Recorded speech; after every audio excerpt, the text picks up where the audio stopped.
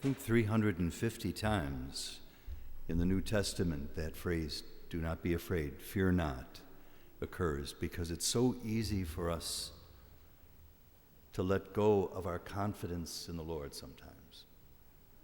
We have it, and then, like a puff of smoke, it can disappear. That's why the entrance hymn, the opening hymn today, was so beautiful. It reminds us that God's grace is enough for us. There was a man, this is a true story, who had lost his wife suddenly and tragically. This was a marriage where they truly loved profoundly one another. It was where two people completely had become as one. The man was filled with the deepest grief he had ever experienced, more painful than anything he had ever experienced in his whole life. People would tell him, as professional people will, that time will heal this. Give it time. Get involved at a gym. Do something. Instead of time and activities healing the wound, it only got deeper and deeper. One day his doctor, who was also a friend of his, suggested that maybe a change of venue. The man was Italian in heritage. And he said, "You've never been to Europe and you've never been to Italy, where your folks came from. Why don't you go there?" He did it because the doctor said to do it. And at that point he thought, well, I'll try anything. But in his heart he knew nothing was going to change. Nothing would change. He got to Europe and he got to Italy and he got to this place overlooking this beautiful sea and a great cliff with rocks. He looked out at the deep blue water of the sea, and he looked at the finality of the rocks in front of him.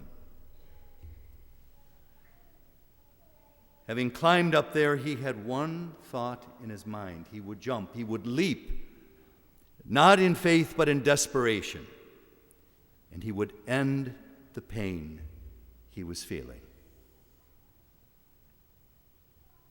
And then suddenly, as he paused for just a moment to look at the blueness of that water, he heard this most beautiful, simple music.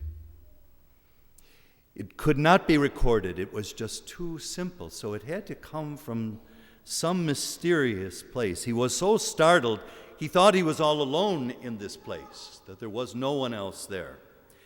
So he looked around to see where this magical sound was coming from, just so he could understand it. As depressed, as sad, as completely desolate as his soul felt, his curiosity still made him look up and out. He saw over on the side this cave, and in front of the cave was this beautiful barefoot boy who was playing a harmonica. Simple melody line on a harmonica, whimsical. The sight of the boy and the sound of the harmonica pierced the depths of this poor man's grieving heart in a way that nothing else had. No medications, no comfort, no consolation he had received anywhere else did the trick. Suddenly, at that moment, this man remembered how much loveliness, how much beauty were still left in this world. He realized how his self-pity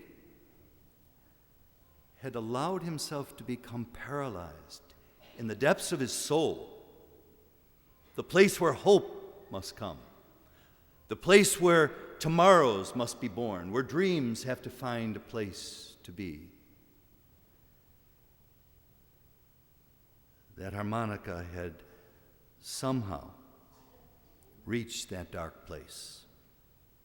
Later on, he would tell people that he believed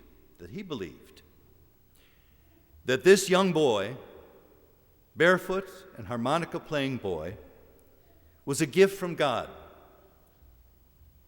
Somebody said to him, well, it may be even more. Maybe it's the presence of God himself entering your life at a time when you can no longer help yourself.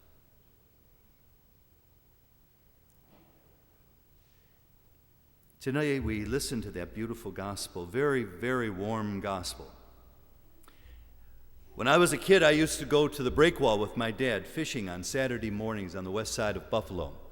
I'm no fisherman. I don't want to give anybody that impression. Don't invite me to go fishing. I never liked it. I only did it so I could be with my dad. Fishing on the breakwall, has anyone here ever done that? Anybody? It's tough. It's very tough because of the current of the river, and as soon as I would bait the hook, I would lose the hook in the rocks. But there was something about that morning, early morning, we would get up and the smell of coffee in our kitchen and then going down almost to the Peace Bridge, finding our place and watching the sun rise, watching all those people fishing for the evening supper, and seeing that magical time. Jesus comes to them and he sees these poor fishermen. Remember, Jesus was not a fisherman. He was a carpenter. Joseph was a carpenter, and Jesus would have been too. But somehow he sees them, and after he's talked to the folks around him, he goes over to the shore, and he says, Peter, where are the fish? Now, if you've been a fisherman, you know that wouldn't be the thing you would say. Only Jesus could get away with that. And Peter said, well, we've fished all night long, Lord. He said, well, why don't you just put out over there?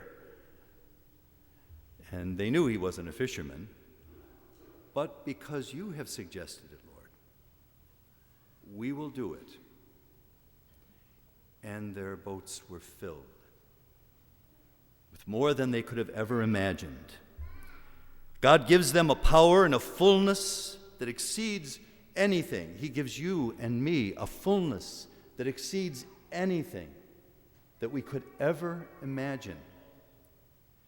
All we have to do, St. Paul says this so beautifully over and over again, is to open our hearts to God's love, to listen for God's music, whether it's Whitney Houston,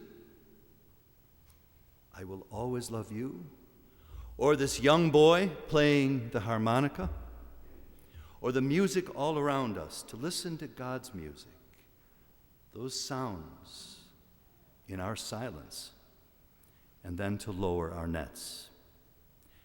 And then God will do the rest.